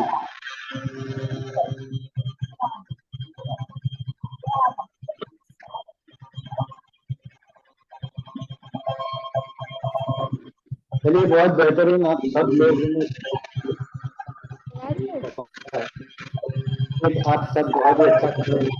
सब अपने आप को एक बार म्यूट कर लीजिए प्लीज, सही से आवाज आ रही है बहुत। ओके, तो आप सब ने बहुत बढ़िया परफॉर्म किया है। डिबेट किस तरीके से की जाती है, डिबेट में कहाँ से शुरुआत करनी है, कितना टाइम बोलना है, कौन सी भाषा आपको इस्तेमाल करनी है, एक अच्छे वक्ता बनने के लिए एक अच्छा श्रोता बनना जरूरी है, और ये सारी चीजें आपने डिस्कनेक्ट हो गया था तो मेरी नेटवर्क आपको म्यूट कर लीजिए प्लीज। हाँ, तो आप सब जान चुके हैं डिबेट किस तरीके से की जाए। दूसरी मैंने ये चीज भी देखी कि कोई भी विषय अगर आपको दिया जाए तो उसके ऊपर पॉजिटिव या नेगेटिव बोलना है, तो आप बहुत अच्छे तरीके से अपने विचार रख रहे हैं। तो आप लोग बहुत ही पारंगत हो चुके हैं, इसकी मुझे बहुत खुशी है। सबसे पहले हमने इफेक्टिव पब्लिक स्पीकिंग सीखा था, उसमें आपने बहुत ही बढ़िया किया। उसके बाद एंकरिंग सीखा, उसमें भी आपने बहुत ही अच्छा किया। और आज डिबेट का जब समापन हो रहा है उसमें भी आपने बहुत ही अच्छी तरीके से पार्ट लिया है, तो उसके लिए मैं आप सबको बहुत बहुत धन्यवाद देता हूँ। और जैसा कि आप सबको पता है कि आज हमारा लास्ट सेमिनार है, ये आखिरी सेमिनार है। इसके बाद शायद दूसरे कोई ट्रेनिंग में हम मिले, ठीक है।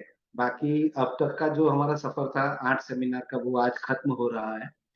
तो जब से हमने शुरुआत की थी तब से अब तक आपके अंदर क्या क्या फर्क आया, आपको कौन सी चीज सीखने में सबसे ज्यादा मजा आया, और आप अपने आप को अभी कहाँ थे और कहाँ देख रहे हैं और इस सेमिनार में आपको क्या मिला, ये सारी चीजें आपको हमें बतानी है।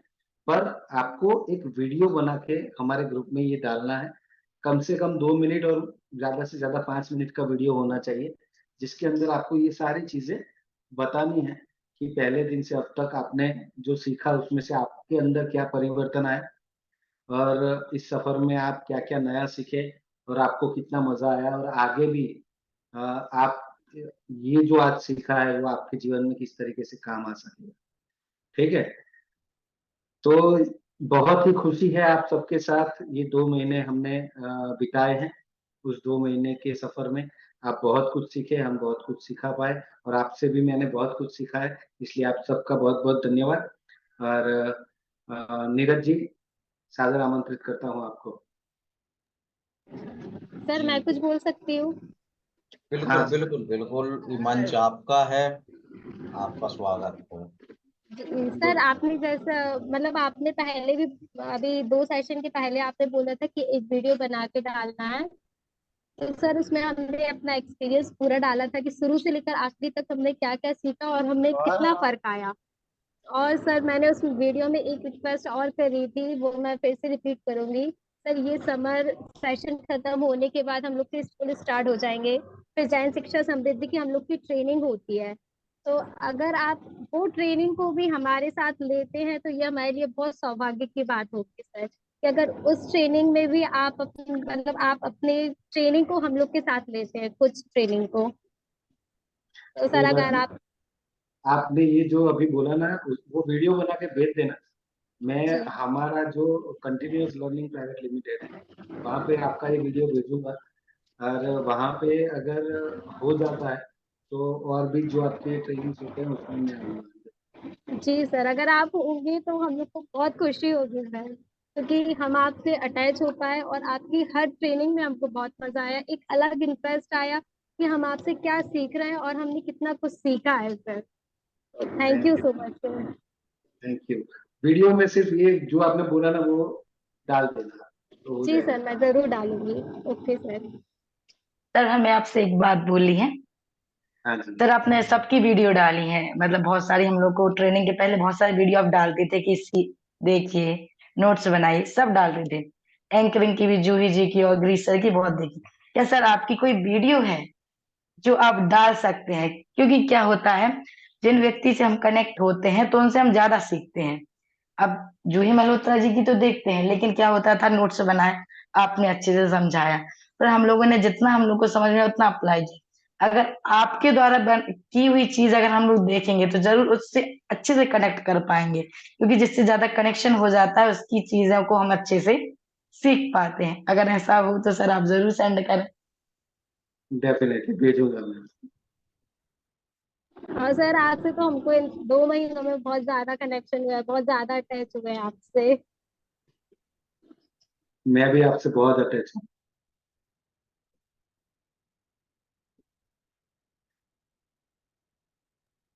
जी बिल्कुल, और बहुत अच्छा रिया जी और शिवानी जी, आपके सुझाव का संस्था स्वागत करती है और जो इम्प्लीमेंट हो सकेगा उसका हर संभव प्रयास करेगी, क्योंकि ये हमारी 8 वेबिनार की यात्रा थी। इस यात्रा को आज हम समापन की ओर ले जा रहे हैं। इस दौरान काफी सारे बदलाव शिक्षक प्रशिक्षणार्थियों के हमें देखने को मिले हैं। आप 2 महीने पहले आपकी प्रस्तुति क्या थी, किस प्रकार का शब्द संयोजन था, और आज आप क्या हैं, क्योंकि प्रत्यक्ष को प्रमाण की आवश्यकता नहीं होती है, तो इस बारे में मैं ज़्यादा नहीं कहूँगा। मैं संस्था और इस मंच के माध्यम से सम्मानीय जोशी जी का बहुत बहुत आभार, बहुत बहुत धन्यवाद ज्ञापित करूँगा कि आपने बहुत ही इस सरल तरीके से और एक आंतरिक जुड़ाव के तहत आपने इस ऑनलाइन प्लेटफॉर्म पर प्रशिक्षणार्थियों को प्रशिक्षण दिया। कभी ऐसा महसूस नहीं हुआ है कि हम ऑनलाइन जुड़े हुए हैं। एक ऐसा महसूस होता था कि हम एक क्लास में बैठे हुए हैं, एक परिवार के साथ बैठे हुए हैं और अपनी बात खुले दिल से साझा करता है। ये बहुत अच्छा लगता है जब कोई शिक्षक हमारे बीच क्वेश्चन करता है, कोई सुझाव देता है, ये बहुत अच्छा लगता है। और ये चीज अभी हम 2 महीने में या प्रशिक्षण के दौरान ये महसूस जरूर करते हैं कि हमारे प्रशिक्षणार्थी कहीं ना कहीं खुले हैं अपनी बात रखने को, अपनी समस्या रखने को, अपनी सुझाव रखने को। और एक सूत्र है जो हमारे प्रशिक्षक भाविक गोस्वामी जी देते हैं कि जो व्यक्ति जितना खुलेगा उतना खिलेगा। तो ये सूत्र प्रत्येक व्यक्ति को अपने अंदर मन में उतारना चाहिए कि अपनी बात को किस प्रकार से प्रस्तुत करना है, अपनी समस्या को कैसे बताना है। और आज इस सत्र में, इस क्लास में ये सभी प्रशिक्षणार्थियों ने सीखा है। क्योंकि कभी कभी क्या होता है कि कोई व्यक्ति अपनी बात प्रस्तुत नहीं कर पाता है, बोल नहीं पाता है और अंदर ही अंदर उस चीज को लेके टेंशन में रहता है। तो हमें लगता है कि ये जो सत्र है ये इनके लिए एक रामबाण का कार्य करेगा, एक संजीवनी का कार्य करेगा कि जो अंदर ही अंदर अपनी बात को लेके टेंशन में रहता है, वो एक प्रकार से एक बीमार, हम उसको एक बीमार प्रवृत्ति का व्यक्ति मानते हैं। तो अगर इस बीमारी का इलाज आज हमारी जोशी जी द्वारा किया गया है, इफेक्टिव पब्लिक स्पीकिंग, डिबेट एवं एंकरिंग सत्र के माध्यम से, तो एक बार पुनः हम सम्मानीय जोशी जी का बहुत बहुत आभार व्यक्त करेंगे और हमारे सभी शिक्षक प्रशिक्षणार्थियों का जिन्होंने इस सत्र को पूरे उत्साह है, जोश एवं उमंग के साथ ज्वाइन किया, सीखा।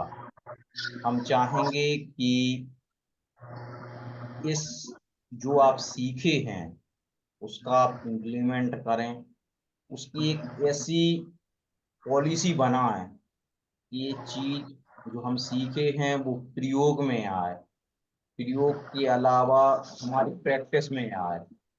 जब कभी भी आपको अवसर मिले या मंच मिले या कुछ बात प्रस्तुत करने का मौका मिले तो हमें बहुत खुशी होगी और हमारी संस्था को बहुत खुशी होगी कि आप उस श्रेणी के पहले व्यक्ति हों जहां कोई आपसे बात पूछता है या कोई प्रस्तुति करने को बोलता है तो आप प्रथम श्रेणी के व्यक्ति हों कि हाँ हम ये बात अपनी रखते हैं, हाँ ये प्रस्तुति हम देते हैं, हाँ हम इस प्रकार का एंकरिंग का कार्य करेंगे, हाँ हम इस मुद्दे पर डिबेट करेंगे, हाँ हम इस मुद्दे पर अपनी वक्तव्य देंगे।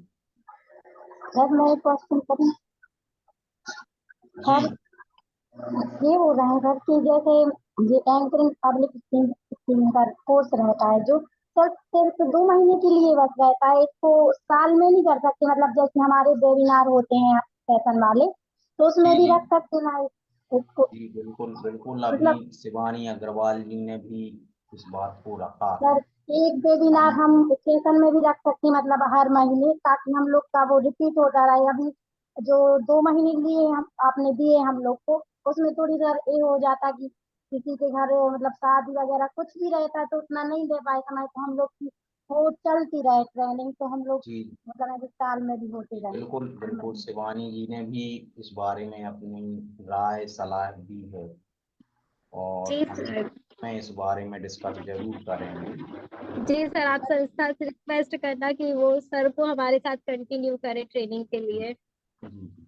जी सर और उसमें थोड़ी ज्यादा समय नहीं दे पाएंगे, इसलिए हमें मतलब हर महीने हमारे सर का एक वेबिनार होना चाहिए सर, जी बिल्कुल। ताकि हम लोग सीख और सकें। हमारी संस्था को खुशी उस टाइम होगी जब आप एक प्रथम श्रेणी के व्यक्ति कहाएंगे अपने विद्यालय में, अपने कस्बे में, अपने नगर में। तो जब भी आपको मौका मिले उस मौके का आप उपयोग करें। ये आज सत्र का समापन भले ही है, लेकिन समापन के साथ साथ आपका आज से शुभारंभ है। आज से आपने जो सीखा है उस फील्ड में प्रयोग करने का आज से दिन शुभारंभ हो रहा है। तो मैं अंत में यही कहूँगा कि आपने जो सीखा है, जो आपकी यात्रा रही है, उसको आपको इम्प्लीमेंट करना है। अपने विद्यालय में कोई भी कार्यक्रम या फंक्शन होता है तो उसमें हिस्सा लेना है, और नहीं भी होता है कार्यक्रम तो कार्यक्रम कराना है, ताकि एक रिवीजन आपका बना रहे। यूट्यूब की सारी लिंक आपके ग्रुप में शेयर की जा चुकी हैं, उनका भी आप अवलोकन करते रहिएगा। जो भी आप लेटेस्ट वर्क करते हैं या ऐसा कोई कार्य करते हैं जिससे आपकी सराहना होती है, तो उसकी सूचना आप ग्रुप के माध्यम से जरूर हम तक दें। तो संस्था को और अधिक प्रसन्नता होगी कि हमारे द्वारा प्रशिक्षित प्रशिक्षणार्थी आज इस मुकाम तक पहुंचा है। तो सभी का बहुत बहुत धन्यवाद। समय हो चला है और हम पुनः ईश्वर की वंदना करते हुए एक मंगल भावना के साथ आज के सत्र को विराम देंगे। और सर ने जो लास्ट मैसेज दिया है कि जो आपकी यात्रा रही है, आपने क्या सीखा है या आप में क्या बदलाव आया है, तो उसका एक 3 मिनट का 5 मिनट का वीडियो बना के जरूर शेयर करें। सर मैसेज आपका यही है कि इसमें और कुछ ऐड करना है? जी, तो बात का आप जरूर ध्यान रखें और वीडियो बनाकर में जरूर शेयर करें, ताकि हमारी संस्था को, हमारे प्रशिक्षक जी को मनोबल हमारा ऊंचा रहे कि हाँ हमारा प्रशिक्षणार्थी कर रहा है। तो बात का आप जरूर ध्यान रखें। समय हो चला है और पुनः आप सभी प्रार्थना वंदना की मुद्रा को धारण कर लें अपनी। सुखी रहें सब जीव जगत के, कोई कभी ना घबरावे। बैर पाप अभिमान छोड़ जग नित्य नए मंगल गावे। घर घर चर्चा रहे धर्म की, दुष्कृत दुष्कर हो जावे। ज्ञान चरित उन्नत करे अपना, मनुज जन्म फल सब पावे। पूज्य पंच परम श्री भगवान की जय। इसी के साथ आज के इस सत्र को यहीं पे विराम देते हैं। ग्रुप में आप हमारे प्रशिक्षक जी के लिए जो भी शब्द से आप सम्मान करना चाहें आपका है, क्योंकि समय इस मंच पर हो चुका है, आपको हम मौका नहीं दे पाए हैं। तो ग्रुप में जरूर आप वीडियो के साथ सर का आभार जरूर व्यक्त कीजिएगा। बहुत बहुत धन्यवाद। जय जननी, नमस्कार, आपका दिन शुभ हो। थैंक यू सभी को। अरे धन्यवाद रामेश्वर जी, धन्यवाद।